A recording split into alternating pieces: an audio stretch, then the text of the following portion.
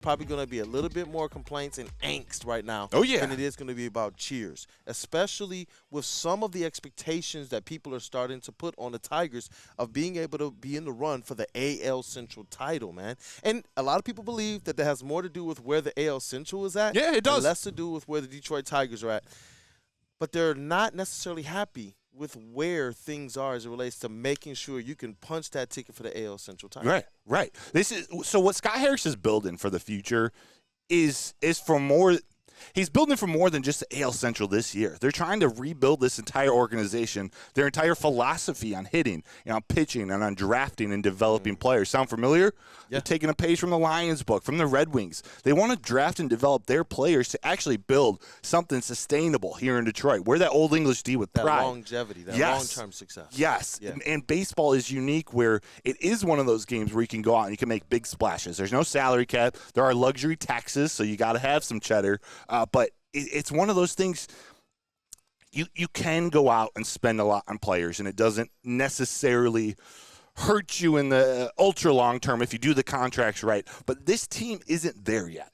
And people are saying Scott Harris. People are already ripping on Scott Harris, on Chris Ilitch, on this Tigers organization for not going and making a big splash free agent signing. And more specifically this weekend when Matt Chapman signed it's basically a 1-year deal with the San Francisco Giants with 2 years of a player option after that. But it comes out annually to a pretty reasonable contract. It'd be, basically less than $20 million a year to solidify that third base spot. So he's going to be the third baseman for the Giants.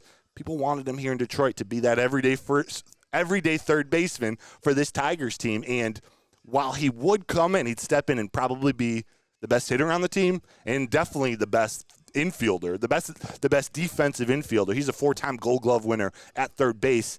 This isn't the time for them to spend. I know you can. I know all this money came off the payroll with Miggy leaving. I know they're already well below the league average in terms of their salary cap, their payroll, but this isn't the year.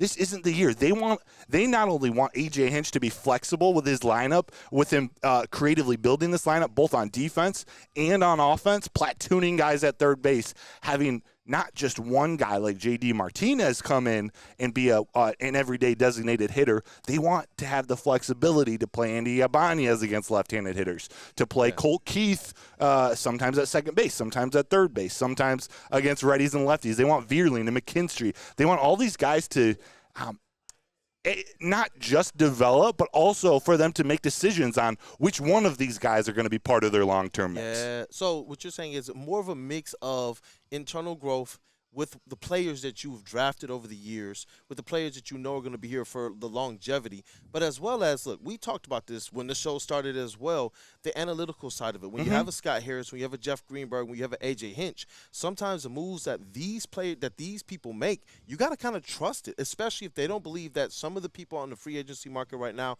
or that could be available to the Tigers are going to really be able to contribute to what this team wants to do long term.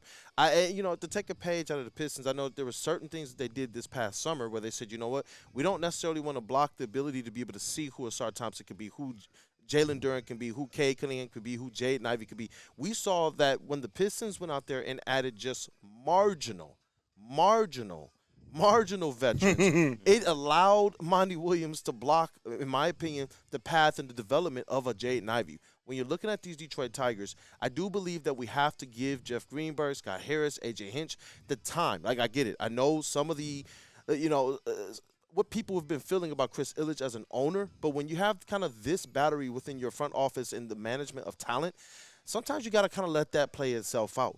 When you talk about the analytics, when you talk about the numbers, when you talk about the versatility, and when you talk about the culture that you're trying to build, sometimes it's not about going out there and getting that big splash. Usually when you're making a splash, especially with a young team like this, it's generally to a team that already has an identity. I don't know what the identity of this Detroit Tigers team is just yet. And when you bring in another player like that, are you starting this thing over just like you did with Javi Baez? Think about that. Think about that. And you're when you talk about the analytics and the matchups that they're trying to create and exploit, that's exactly what A.J. Hinch wants to do as a manager. That's exactly what Scott Harris and Jeff Friedman want to do as a front office. They're big analytics guy. Jeff Friedman, was brought into the Chicago Blackhawks last year, the hockey team, to revamp their analytics department. He's been in baseball for the most of his career, but he's an analytics guy. He's a numbers guy, and that's what they want. They want batters. They want young batters to have a control of the strike zone. They want the lowest strikeout to walk ratio in the bigs. And as good as Matt Chapman's been in his career, and even coming in and being the best defender day one, stepping on the floor, stepping on the field, it doesn't match what they're trying to do. And then when you talk about taking at-bats away from a Cole Keith, I don't believe Jace Young's going to start at the bigs to open the day, but mid-season you're going to want to bring it up. This just leaves open flexibility. And, KG, I'm going to come to you in 1 second, but Chuck Brewer makes a good point. And I want to point out that those who want Chris Ilitch to spend, those who want Matt Chapman and Cody Bellinger, they're not wrong. Like I get it. They're players that would come in and would probably help the Tigers win a few more games this year. Maybe even win the AL Central, but it's not going to help them long term. So Chuck Brewer says you're not wrong, but Chris has not shown anything to us that when it's time to spend that he will. He needs to make a statement to that effect. You're right. He hasn't shown it. To me, I'm glad he didn't spend with Al Avila running the show. You know, we're get on it for not spending. When he has, they've been the wrong choices. It's been Javi Baez. It's been some pitcher, Jordan Zimmerman. It's been guys that really haven't helped this organization for the long term. We just keep getting stuck in these holes. So normally, yes, spend. Fast forward. Oh shoot. Fast forward. Let's go. With it. My last point, then I'll pass it to you guys. I might have even just forgot it. There will be a time to come where you got to open that checkbook. Hey, look, before we kick it over to KG, man, Mike G, he wants to know, Broder, can they have you as hitting coach so you can work with Omago? They got another NB from the University of Michigan. Michael Bedard is their hitting coach at the major league level. He's 30 years old. He's the youngest in the league. This is part of the redevelopment. It's part of why they drafted Max Clark over Wyatt Langford. And I know that's controversy too. They want from the bottom of the organization, from single A to the bigs, to have control of that strike zone, to have the lowest strikeout to walk ratio in the bigs. And that's what Michael Bedard and the hitting coaching team, there's like 3 hitting coaches, a whole minor league hitting coordinating system.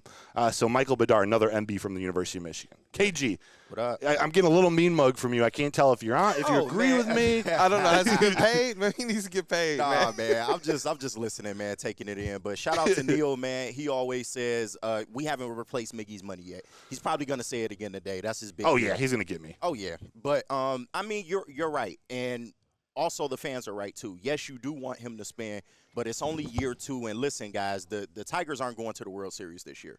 So I can understand if they were really, really in contention, then you would, make a big fuss about this move. But he's already shown me that they can move in a certain direction. They did pick up Gio Urshela, and I do understand that he's on the surface not as good as Matt Chapman, but career better batting average, and he hits lefties a little bit at a better clip than Matt Chapman does. So, and this still allows you to utilize your young talent as well. So I think this can work just as constructed. They just need to stay healthy. That's the biggest thing about this team. Yes. Yep. Spend next year.